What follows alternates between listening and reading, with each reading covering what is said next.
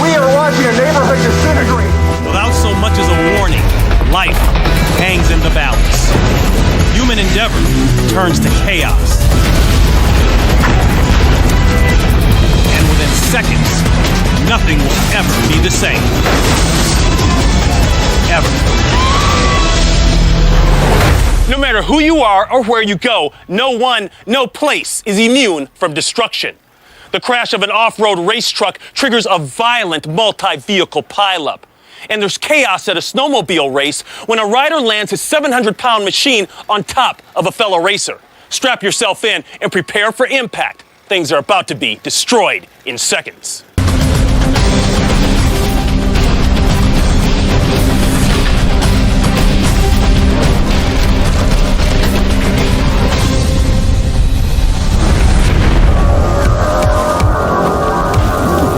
It's Friday the 13th, August 2004.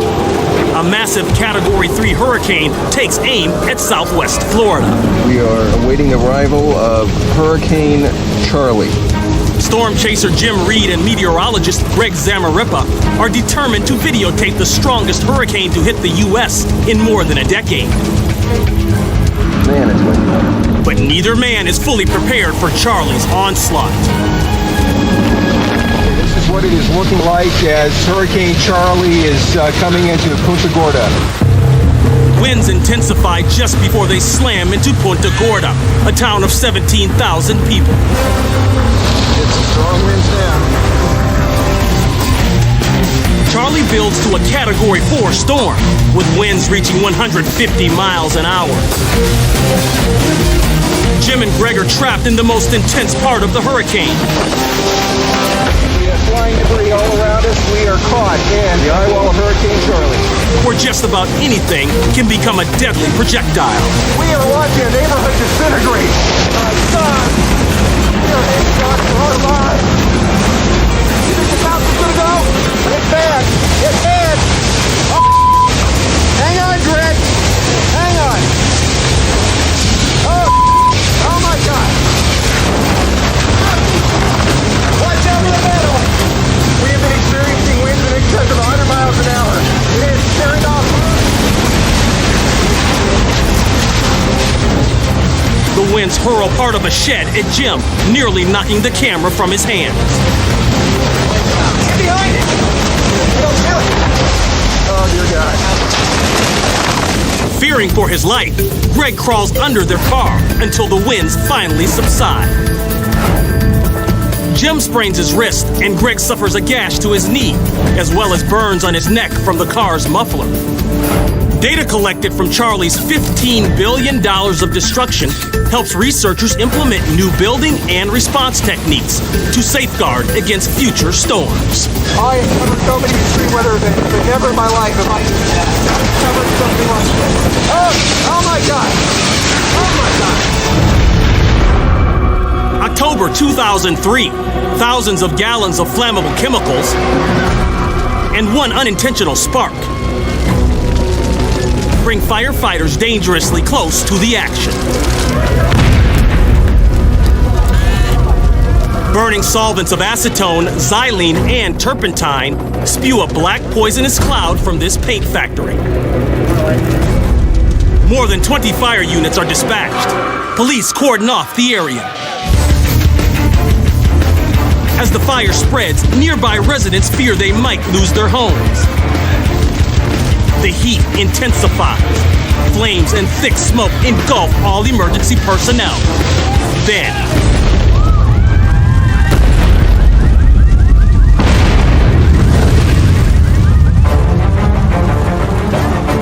the chemicals stored in 55-gallon drums begin to explode under the intense heat. The explosions catch firefighters by surprise. Their suits rated to protect them up to 1,000 degrees begin to catch fire. Even the streets outside the plant are overrun with flaming chemicals. After more than 30 explosions in 3 hours, it takes over 90 firefighters to bring the inferno under control. 23 people are injured, including 8 firefighters who suffer minor burns and smoke inhalation. The paint factory is completely destroyed and remains a charred ruin to this day.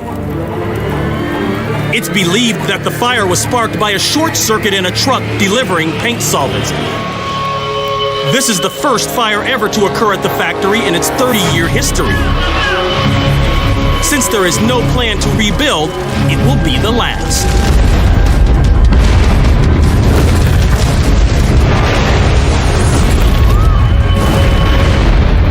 Take 13 800-horsepower trucks, add 50,000 spectators, and you have the Traxxas Torque Truck Championship Series at Crandon International Raceway. High speeds, tight turns, and big air make this type of pro 4x4 truck racing a full contact sport.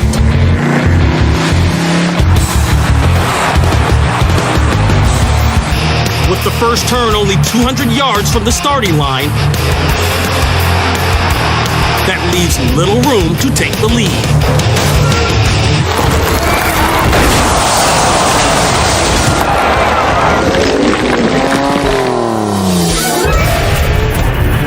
Mike Jenkins in the 47 truck takes an early lead. Entering the first turn too fast, Mike's two right wheels lift off the track. He loses control, sending him into the rails and launching him into the safety fence.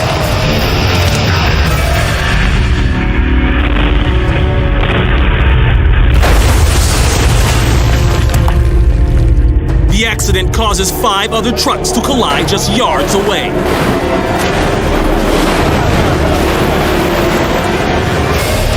Fortunately, neither Jenkins nor any of the other drivers are injured. Due to the pileup, only 7 of the original 13 trucks are able to finish this race. The combined cost of damages exceeds $1 million.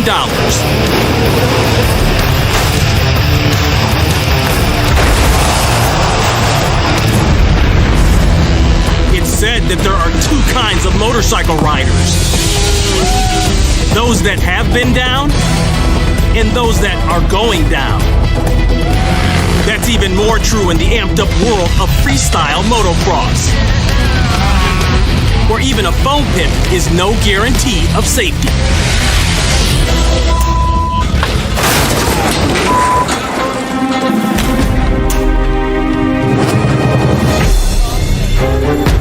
Amateur racer Ben Smolin is in the backyard of a friend who's also a motocross rider.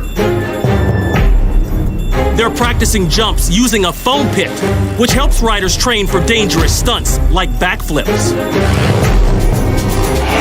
Never having tried a backflip before, Ben decides to go for it. Hitting the popper ramp too slowly, he doesn't complete a full rotation. He makes a second attempt. This time, Ben loses his grip on the handlebars. He flies off his bike, misses the pit, and slams face first into a Bobcat bulldozer.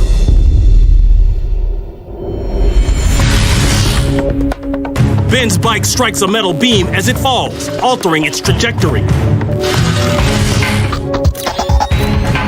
If it hadn't hit the beam, the 150-pound machine could have landed on top of it.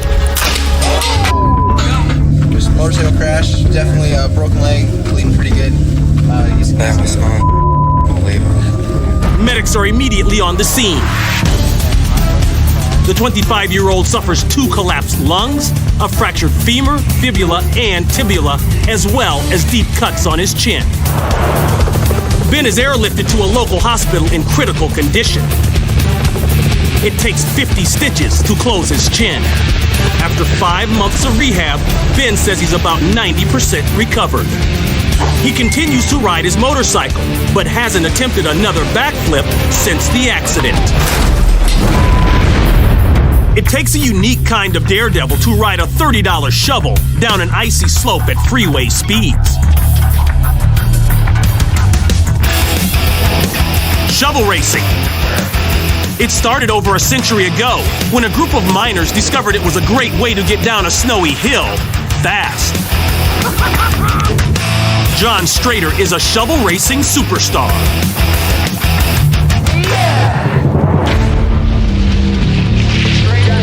By the time it's featured in the first Winter X Games in 1997, it's evolved into super modified shovel racing. The garden tool is now just a decoration added to a homemade sled. Okay, here comes John Strader. He's going to be the 2001 World Shovel Race Champion. John begins his race and quickly reaches 70 miles per hour.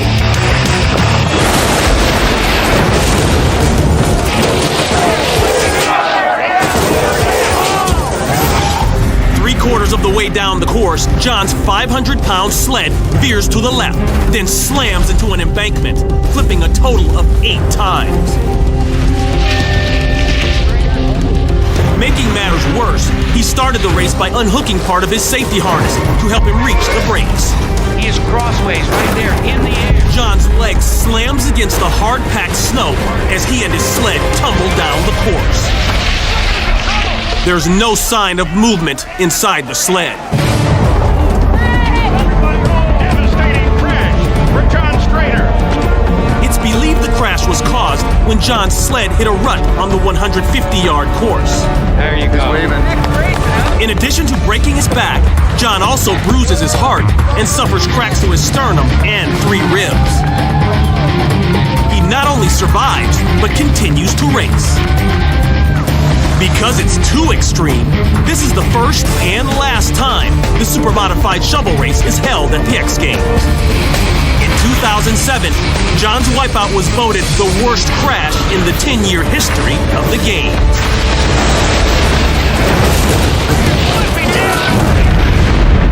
Top Fuel Hydros are not only the fastest race boats on water, they're among the most expensive to operate. Combine the cost of fuel, replacement parts, and crew, and racing one of these waterborne hot rods costs around $1,000 a second. San Dimas, California. There's enough horsepower down there, Jack, to tow my house around the block. Dexter Tuttle is about to race a competitor down the quarter-mile course. The Nitro Express boat of Tom and June Aarons in the right-hand lane. Dexter Tuttle at the wheel. Tuttle breaks away in his 19-foot-long hydro, topping speeds of 165 miles per hour.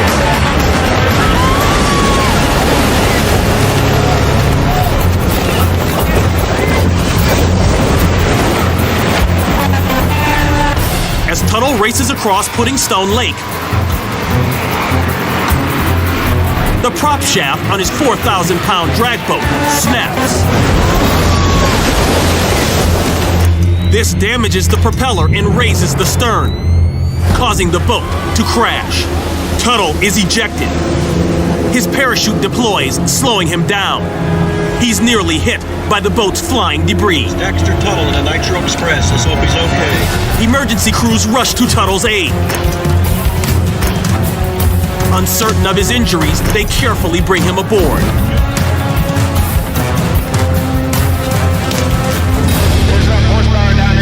Tow my house around the block. Despite the severity of the accident,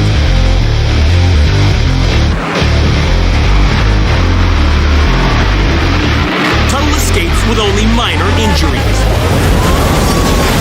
But his $200,000 race boat is completely destroyed. Shakopee, Minnesota hosts the WPSA Power Sports Snowmobile Tour Race. With nearly 75 riders competing for one of only 15 slots in the finals, racer Bobby LePage is going all out for a win. He launches off the course's longest jump and attempts to clear 75 feet, but he comes up short.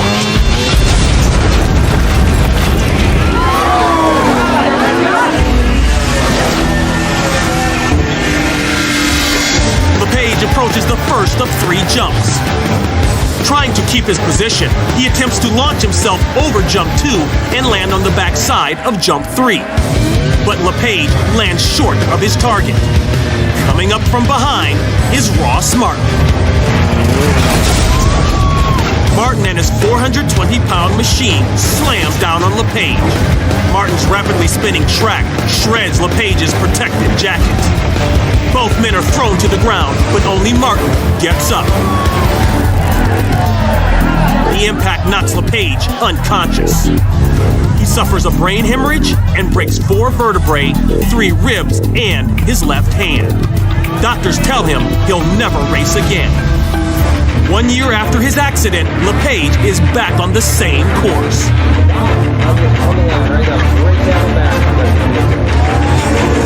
Having made a full recovery, he not only returns to the sport he loves, he wins the race. An amazing comeback after undergoing 2 complicated surgeries and spending 57 days in the hospital.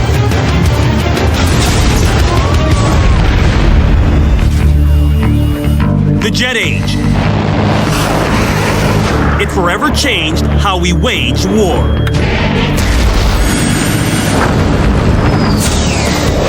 Today's jet aircraft routinely take off and land from supercarriers, some longer than 3 football fields. But it wasn't always this way. After World War II, the United States Navy struggles to safely deploy new jet-powered airplanes off of existing aircraft carriers. Jets are heavier and faster than propeller-driven planes.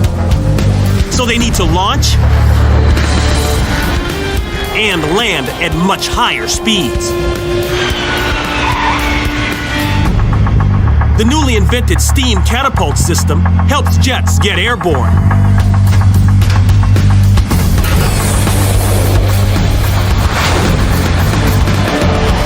But bringing them down safely is just as problematic. This F-9F Panther lands too fast. It rips through the elastic barrier net and plows into a line of parked planes. Eject! Eject! It then plunges overboard. The pilot is able to safely eject at the last second. Landing on a moving target is fraught with danger. Lightning, close aboard! Lightning, close aboard! Air turbulence around these swift-moving carriers is often severe. It can throw off the jet's angle of approach. Attitude. Working on speed. Roger, ball.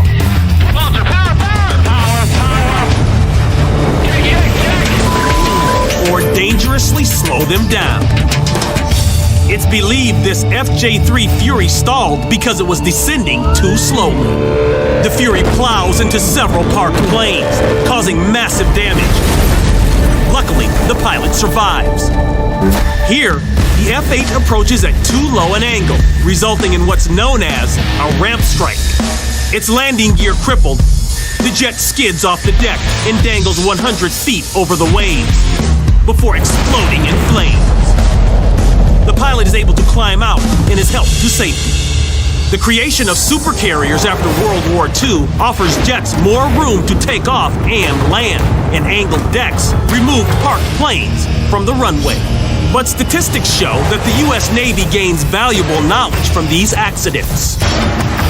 In 1954, 776 aircraft are destroyed on or near carrier decks. By 2007, the number drops to just 16. Naval aviation has never been safer than it is today. Well, there it is. Another 30 minutes of non-stop destruction. I'm Ron Pitts. We'll see you next time on Destroyed in Seconds.